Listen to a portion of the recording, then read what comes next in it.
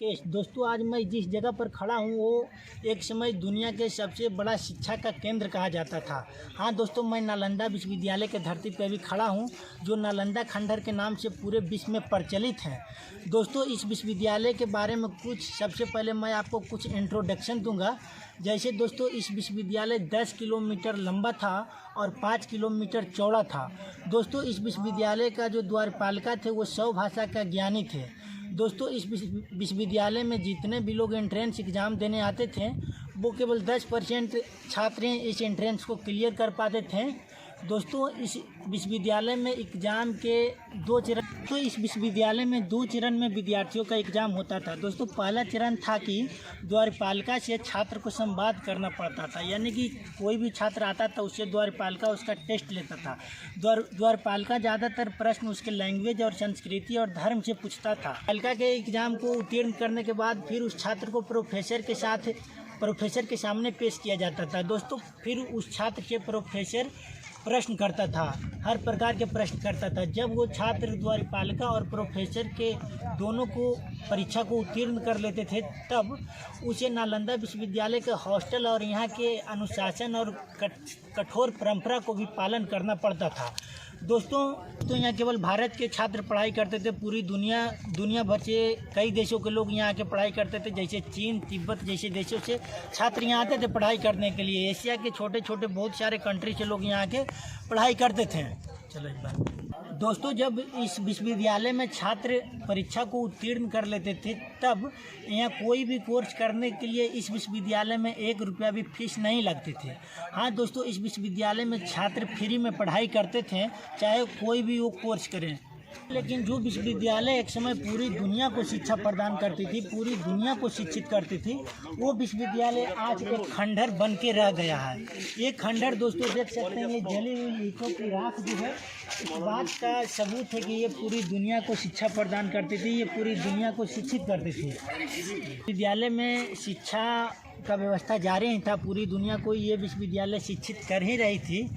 तब तक एक नाम आता है बख्तियार खिलजी। हाँ दोस्तों, मैं 1194 ईस्वी का बात कर रहा हूँ। दोस्तों 1194 ईस्वी में एक बख्तियार खिलजी नाम का व्यक्ति आता है और वो इस विश्वविद्यालय को शिक्षा, जो दुनिया को ये विश्वविद्यालय शिक्षित कर रहे थे, उनको ये चीज़ें देखा नहीं जाता है और दोस्तों वो इस विश्वविद्यालय को नष्ट करने का प्लान बनाते हैं और 1194 आते इस विश्वविद्यालय को वो नष्ट कर देते हैं। यहाँ के लोग, पूरे देश के लोग ये समझते हैं कि 1194 में इस विश्वविद्यालय को डिस्ट्रॉयड किया गया और यहाँ का शिक्षा व्यवस्था पूरी तरीके से नष्ट हो गई।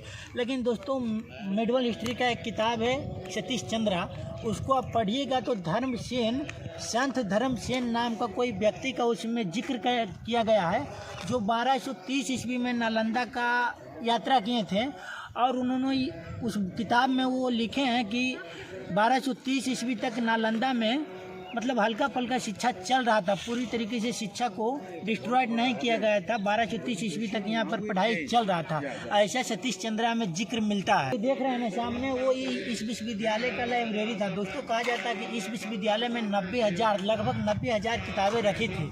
दोस्तों जब इस विश्वविद्यालय को नष्ट किया गया तो कहा जाता है कि इस विश्वविद्यालय में जो किताब रहता था वो 6 महीना तक जलती रहे किताबें। सोचिए दोस्तों इसमें कितनी किताबें होंगी जो 6 महीना तक इसमें किताबें जलती रही। दोस्तों देख लीजिए वो जो राख है दीवारें पे, जो राख है लाइब्रेरी के दीवारें पे जो राख है, वो इस बात का सबूत है कि इसमें कितनी गहरी शिक्षा प्रदान करती होगी ये लाइब्रेरी, कितने लोगों को ये शिक्षित की होगी। दोस्तों जो पूरा विश्व को शिक्षा प्रदान किया, जो बिहार के नालंदा यूनिवर्सिटी, आज वो यूनिवर्सिटी एक खंडहर बन चुका है। इसे लोग खंडहर के रूप में जानते हैं। सोचिए दोस्तों ये देश की सरकार के लिए और अपने बिहार सरकार के लिए और यहाँ की जनता के लिए कितनी दुर्भाग्य की बात है कि जो विश्वविद्यालय पूरी दुनिया को शिक्षा प्रदान की, वो आज एक खंडहर के रूप में प्रस्तुत किया जाता है पूरे विश्व में। सोचिए ये कितनी निंदनीय बात है हम लोग को लिए और यहाँ के सरकार के लिए। यहाँ से 6 किलोमीटर दूर राजगीर साइड में नालंदा के नाम से नालंदा यूनिवर्सिटी का स्थापना किया गया है।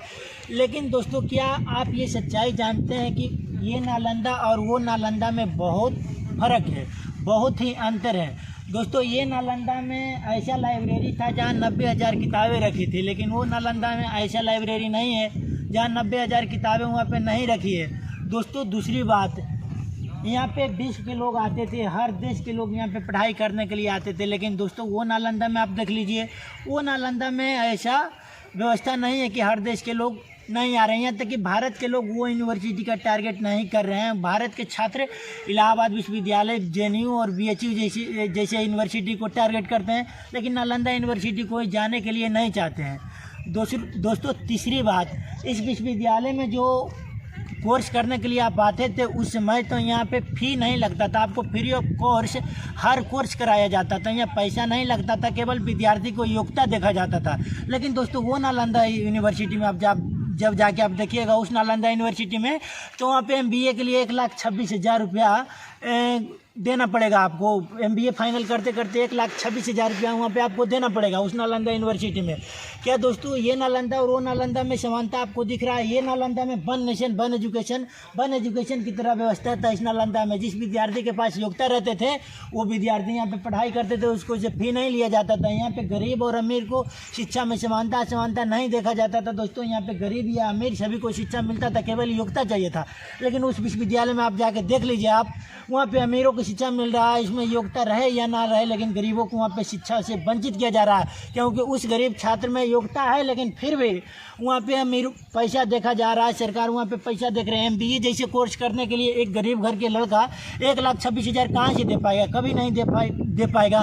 उस विश्वविद्यालय में हर कोर्स के लिए उस विश्वविद्यालय में पैसा का क्राइटेरिया है दोस्तों कि इतना लगेगा। लेकिन दोस्तों इस विश्वविद्यालय उस विश्वविद्यालय में बहुत बड़ा फर्क है। दोस्तों सरकार जो हम लोग को चाह रही है, हम लोग को सरकार जो चाहता है कि नालंदा विश्वविद्यालय के नाम पर उस विश्वविद्यालय को दिखाकर बिहार की जनता को मूर्ख बना सकते हैं, तो दोस्तों ऐसा होने वाला नहीं है। यहाँ के जो जनता एजुकेटेड है, जो चीज़ों को समझते हैं, वो कभी ऐसा होने नहीं देंगे। दोस्तों अगर आप भी एक विद्यार्थी हैं तो आप इस चीज़ को झांक के देखिए कि इस नालंदा उस नालंदा में कितना आसमान ज़मीन का फ़र्क है। दोस्तों इस नालंदा में अगर सरकार को नालंदा से इतना ही प्यार था, सरकार को बिहार से इतना ही प्यार था, वो चाहते थे कि नालंदा जैसे यूनिवर्सिटी बने, तो दोस्तों विश्व में भी कई ऐसा यूनिवर्सिटी थे जो कमज़ोर हुए, तो वो अपने शिक्षा प्रणाली को लेकर वो भी एक तरीक़े से नष्ट हो चुके थे, लेकिन वो यूनिवर्सिटी को पुनः निर्माण किया गया। अगर सरकार को नालंदा से इतना ही प्यार था तो ये यूनिवर्सिटी को पुनः निर्माण कर सकते थे, लेकिन क्यों नहीं किए? सरकार से प्रश्न ये है। पूरी दुनिया ये ओल्ड नालंदा यूनिवर्सिटी को महानता को स्वीकार करती है, तो सरकार क्यों ना यहीं पे दोस्तों ये पूरी दुनिया जब इस नालंदा विश्वविद्यालय के महानता को स्वीकार करती है, तो सरकार क्यों ना यहीं पे फिर से इस विश्वविद्यालय को तैयार करने का प्रयास करे? क्यों इसको एक टूरिस्ट ही बनाकर सरकार छोड़ दिया गया है, एक खंडर के रूप में? दुनिया के दूसरे देश की यूनिवर्सिटी को जब फिर से खड़ा किया जा सकता है, तो नालंदा यूनिवर्सिटी के यहीं पर फिर से क्यों नहीं पुनः निर्माण किया जा सकता है? तो इस विश्वविद्यालय का एक और खासियत था कि यहाँ पे इंटरनेशनल रिसर्चर के लिए अलग अलग लाइब्रेरी थे, लेकिन दोस्तों जो उस विश्वविद्यालय जो बनाया गया है, जो न्यू नालंदा यूनिवर्सिटी बनाया गया है, वहाँ पे क्यों नहीं ये व्यवस्था है? वहाँ पे इंटरनेशनल स्कॉलर के लिए क्यों नहीं, इंटरनेशनल स्कॉलर को क्यों नहीं इन्वाइट किया गया? वहाँ पे इंटरनेशनल स्कॉलर के लिए क्यों नहीं लाइब्रेरी बनाया गया? दोस्तों जब ये सब काम होगा ही नहीं न्यू नालंदा यूनिवर्सिटी में, तो पूरे दुनिया के लोग जानेंगे कैसे कि न्यू नालंदा यूनिवर्सिटी में वहाँ से लोग क्यों आएंगे पढ़ने के लिए? जब ये सब व्यवस्था रहेगा ही नहीं, फॉरनर स्टूडेंट के लिए, इंटरनेशनल स्कॉलर के लिए जब ये सब व्यवस्था रहेगा ही नहीं, तो जाहिर सी बात है कि वो यहाँ पे नहीं आएंगे। ये सरकार की ये चीज़ें देखने की जरूरत है। जो सरकार न्यू नालंदा यूनिवर्सिटी कह के G20 के बैकग्राउंड में, G20 के बैनर के बैकग्राउंड में न्यू नालंदा यूनिवर्सिटी का बैनर के दोस्तों ये चीज़ें झांक के देखने की जरूरत है कि ये नालंदा विश्वविद्यालय और उस नालंदा विश्वविद्यालय में क्या अंतर था, और सरकार को ध्यान देने की जरूरत है और यहाँ के लोगों को आवाज़ उठाने की जरूरत है। विश्वविद्यालय के बिहार के ये विश्वविद्यालय, नालंदा विश्वविद्यालय और तक्षशिला विश्वविद्यालय जैसे धरोहर का गौरव लौटाना हम बिहार वासियों और इस देश के वासियों का काम है। दोस्तों सरकार अंधभक्त हो चुके हैं, सरकार ये सब चीज़ें सोचते नहीं है, समझते नहीं है, ये सब चीज़ें पे सरकार ध्यान नहीं देते हैं। दोस्तों पत्थर और वो जरा हुआ किताबें के राख है, इस बात का सबूत है कि ये विश्वविद्यालय पूरी दुनिया को शिक्षित की और पूरे विश्व में शिक्षा प्रदान की। लेकिन दोस्तों इस विश्वविद्यालय पूरे विश्व को शिक्षित करने के बावजूद भी आज एक खंडहर बन के रह गया। हमारे सरकार हमें सिर्फ धर्म और जाति में उलझा कर रखती है, लेकिन क्या उन्होंने कभी सोचा कि बिहार को फिर से उसका गौरव कैसे लौटाया जाए? बिहार सरकार और भारत सरकार दोनों ने नालंदा को पुनरुद्धार की, फिर से निर्माण करने की बातें की, लेकिन किया कुछ नहीं। दोस्तों एक देश में एक ऐसा विश्वविद्यालय जो पूरी दुनिया को शिक्षित किए थे, उस देश का आज हालत देख लीजिए और उस विश्वविद्यालय का आज हालत देख लीजिए। इस देश के केंद्र में बैठे सरकार से जब ये प्रश्न पूछते हैं लोग, जब ये प्रश्न पूछिएगा नालंदा के बारे में, वन नेशन वन एजुकेशन के बारे में, तो वहाँ के सरकार कभी ये नहीं बोलते हैं कि ये सब चीज़ों पर चर्चा कभी नहीं करते हैं। क्या अभी आप देखें कि बिहार सरकार या भारत सरकार नालंदा विश्वविद्यालय और विक्रमशिला जैसे विश्वविद्यालय के गौरव लौटाने की बात करती है, नहीं करते हैं दोस्तों बात आती है इस बिहार की जनता और इस देश की जनता पर कि हम लोग एक ऐसी सरकार को चुन लेते हैं, एक ऐसी सरकार को धर्म और जाति में बंटकर धर्म और जाति के नशे में एक ऐसी सरकार को वोट दे देते हैं कि वो सरकार इतने घमंड में चूर हो जाते हैं कि वो ना शिक्षा की बात करते हैं, ना ऐसे विश्वविद्यालय की बात करती है, केवल और केवल धर्म की बात करते हैं। और इस देश को ऐसी महान विश्वविद्यालयों को परंपरा को नष्ट करने में लगी है, ऐसे विश्वविद्यालयों पर ध्यान नहीं देती है। क्या दोस्तों हमारे पुरखों ने जो ऐसी धरोहर बनाकर गया है, क्या वो धरोहर को हम बना के गए हैं, वो धरोहर को हम लोग का फर्ज नहीं बनता है कि ऐसे धरोहर के गौरव लौटाने की बात करें और प्रयास करें कि फिर से एक ऐसा विश्वविद्यालय इस देश में तैयार हो जो कि केवल विद्यार्थी के योग्यता पर पढ़ाई चालू कराएं और यहाँ पे कोई भी फीस ना लिया जाए। क्या उन्होंने ये सोचा है कि हम लोग बिहारी के नाम पे गाली क्यों दिया जाता है? दोस्तों गाली इसलिए दिया जाता है बिहारियों के नाम पे, बिहारी लोगों को, क्योंकि बिहार ने अपना एक गौरव खोया है। बिहार के लोगों ने अपने पुरखों के द्वारा बनाया गया इस महान विश्वविद्यालय को गौरव खोया है, इसलिए हम लोगों को गाली दिया जाता है।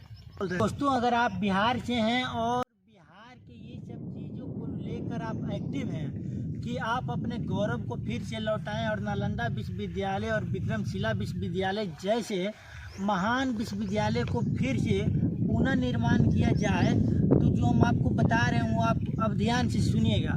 दोस्तों बिहार के विधानसभा के चुनाव आने में चंद महीने अब बची है। दोस्तों आप जाति धर्म छोड़कर, ये सब चीज़ें छोड़कर, ये सब के नशा ना करते हुए एक आप ऐसी सरकार को चुन लीजिए जो आप बिहार वासियों के लिए ऐसी काम करे कि ऐसे विश्वविद्यालय को फिर से निर्माण किया जाए और फिर से बिहार में नालंदा को शिक्षा का केंद्र बनाया जाए दोस्तों, और विक्रमशिला जैसे विश्वविद्यालय को फिर से पुनः निर्माण किया जाए, ताकि हम लोग बिहारी कहीं भी जाएं तो कहीं दूसरे जगह के लोग कहें कि आइए आप बिहार से आए हैं, आपका स्वागत है, आइए आप बुद्ध के धरती से आए हैं, आपका स्वागत है, आइए आप चाणक्य के धरती से आए हैं, आपका स्वागत है, आइए आप उस धरती से आए हैं जो पूरे विश्व को शिक्षा प्रदान किए हैं, वो नालंदा के धरती से आप आए हैं, आइए आपका स्वागत है, आइए आप जेपी के धरती से आए हैं, आपको स्वागत है। आप ऐसी एक सरकार को चुन लीजिए जो बिहारियों के हर जगह इज्जत दे। अब दोस्तों सवाल ये पैदा आता है कि बिहार में ऐसा नेता है या नहीं है। तो दोस्तों अगर आप ये सोच रहे हैं कि ऐसा नेता बिहार में नहीं है तो ये आपका गलत फैमिली है। और आपको बता दें कि बिहार में ऐसा कई नेताओं हैं जो इलाहाबाद विश्वविद्यालय और जेएनयू जैसे विश्वविद्यालय से पढ़ कर आए हैं। उन नेता को आप आगे कीजिए और उस नेता आपको वन नेशन वन एजुकेशन का अधिकार देगा और ऐसे विश्वविद्यालय को वो नेता अच्छे से पुनर्निर्माण करेगा और फिर से इस बिहार को गौरव को लौटाएगा और फिर से इस नालंदा को शिक्षा का केंद्र बनाएगा और फिर से दूसरे जगह जाने पे आपको इज्जत मिलेगा बिहारी के नाम पे। और आप लोगों को ये भी बता दें कि जो लोग बिहार के नाम पे गाली देते हैं, बिहारी के नाम पे गाली देते हैं, उसको हम बता दें कि बिहारी के मतलब गाली नहीं है, बिहारी के मतलब गौरव होता है। बस आपको झांक के देखने की ज़रूरत है। बिहार वो बिहार है जहाँ पे बुद्ध का ज्ञान प्राप्त हुआ, वो बिहार है जो नालंदा पूरी दुनिया को शिक्षित किया, वो बिहार है जो पूर्व विक्रमशिला जैसे विश्वविद्यालय इस बिहार में थे। बाकी अगर आप लोगों को वीडियो बढ़िया लगा हो तो वीडियो को लाइक कीजिए, चैनल को सब्सक्राइब कीजिए और ज़्यादा से ज़्यादा